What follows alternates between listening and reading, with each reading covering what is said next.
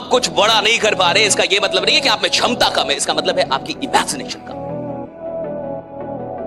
क्षमताओं के अभाव में इंसान गरीब नहीं बैठा साहब, कल्पनाओं के अभाव की सारी गरीबियां हैं कि अभी इमेजिनेशन स्ट्रांग। मैं कहूंगा आधे घंटे सोचिए, कुछ कुछ खतरनाक सोचिए, बड़ा सोचिए, ऐसे ही सोचिए, फालतू सोचिए। लोग कहेगा इसका तो कोई सर पैर नहीं है, तो सही है ना भैया, जिसका सर पैर है वो क्या कर रहा है? आधे घंटे तो बिना सर पैर का कुछ सोच सकते हैं ना, राइट? आधे घंटे सोचिए ना कुछ भी ऐसे ही। ये जितनी भी हॉलीवुड मूवीज होती है, सर मुझे बताइए, हॉलीवुड मूवी जो होती है, राइट, और जो कमाती है खरबों खरबों रुपए, आपको लगता है वो वास्तविकता पे बनती है या इमेजिनेशन पे बनती है? बताओ, वास्तविकता या इमेजिनेशन? राइट, इमेजिनेशन पे बनती है और खरबों रुपए कमाती है। क्या पावर इमेजिनेशन में? इमेजिनेशन पे कहानियां बनती है, मूवी, और वो खरबों रुपए कमा रही है। जब इमेजिनेशन पे बनी कोई चीज 3 घंटे की खरबों रुपए कमा सकती है, तो अगर 30 साल तक मैं इमेजिन कर रहे हैं, यू डूइंग सो ग्रेट। देखिए, जिस कहानी में संघर्ष ना हो वो कहानी जिंदा नहीं होती। जैसे एक इंसान को अगर जिंदा रहना है तो ऑक्सीजन की आवश्यकता होती है, बिल्कुल उसी तरीके से अगर किसी कहानी का जिंदा रहना आवश्यक है तो उसमें संघर्ष होना चाहिए। अगर संघर्ष नहीं है तो वो कहानी जिंदा नहीं है, यानी वो कहानी किसी और को हौसला नहीं दे पाएगी। तो जिस इंसान की जिंदगी में संघर्ष है, तकलीफें हैं, दुख है, उतार चढ़ाव है, समझिए कि उसकी कहानी आने वाले वक्त में बहुत सारे लोगों के लिए हौसला देने का काम करेगी, हिम्मत देने का काम करेगी। आपको अगर कुछ दुख नहीं है तो आप मेहनत नहीं करेंगे, और जरूरी नहीं है कि सिर्फ अपना दुख हो। भगत सिंह के पास बहुत पैसे थे, भगत सिंह अमीर खानदान से, भगत सिंह गरीब खानदान से नहीं थे, तो उनका तो ठीक चल रहा था, लेकिन उनको देश का दुख था, लोगों के दुख से दुखित थे। तब तो 23 साल का आदमी शहीद हुआ, फांसी को कबूल कर लिया।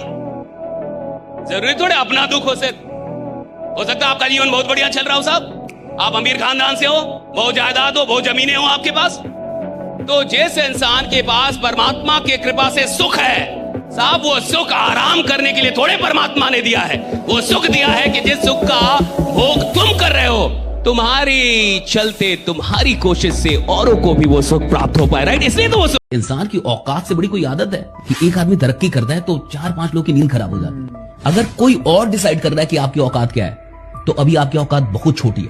देखिए, जितने भी पढ़े लिखे लोग होते बड़े डरपोक होते हैं मेरी नजर। 25 साल उसकी एक तरफ होते हैं और एमएलएम का 1 साल एक तरफ होता है। तो संघर्ष नहीं तो कहानी जिंदा नहीं है। जब तक गीता पढ़ूंगा नहीं तब तक खाना नहीं खाऊंगा रोज। हर बड़ा आदमी बड़ा बनने से पहले बहुत छोटा था। आपको सफल होना है तो फेल होने के दर बढ़ा दी इंसान। अरे भाई, वो संकल्प ही किस बात का जिसको आप बार बार तोड़ देते हैं? किस बात का वादा जो बार बार आप तोड़ते रहते हैं? अगर एक बार मैं वादा करूं 36 बार और अपना तोड़ते रहूं, वादा करके तोड़ते रहूं, वादा कर, तो मेरा दिमाग जान जाएगा ना कि आदमी फालतू का आदमी है, ये बस बोलता है, करता कुछ भी नहीं है, बस बोलने के लिए वादा करता है। आते हैं, उनको विश्वास ही नहीं होता कि वो 20, 30, 40, 50 हजार भी कमा पाए, और अचानक 1.5 लाख कमाने लगा। अब वो डीजे बजा रहा है। अरे भाई, वो संकल्प ही किस बात का जिसको आप बार बार तोड़ देते हैं? किस बात का वादा जो बार बार आप तोड़ते रहते हैं? अगर एक बार मैं वादा करूं 36 बार और अपना तोड़ते रहूं, वादा करके तोड़ते रहूं, वादा कर, तो मेरा दिमाग जान जाएगा ना कि आदमी फालतू का आदमी है, ये बस बोलता है, करता कुछ भी नहीं है, बस बोलने के लिए वादा करता है।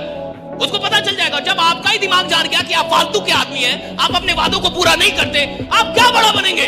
अपने दिमाग को बताइए कि मैं फालतू का आदमी नहीं हूं।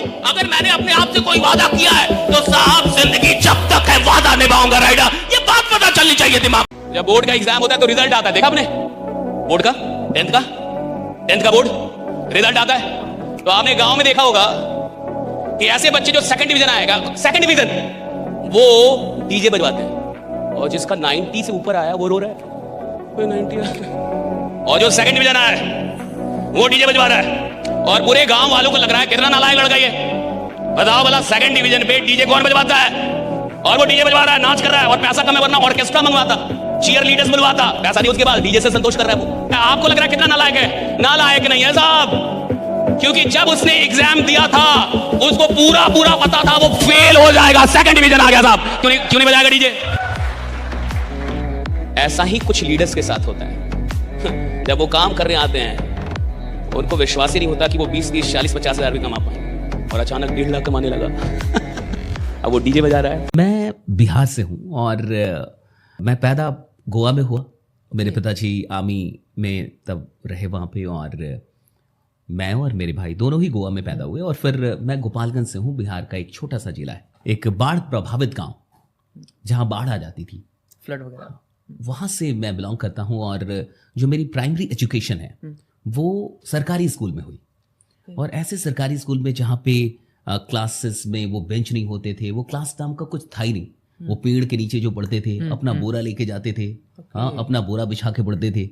ऐसे स्कूल से मैंने स्कूलिंग की, और धीरे धीरे उस स्कूल में भी जहां मैं पढ़ रहा था मैं टॉपर था, मतलब गांव के भी स्कूल में मैं टॉपर था।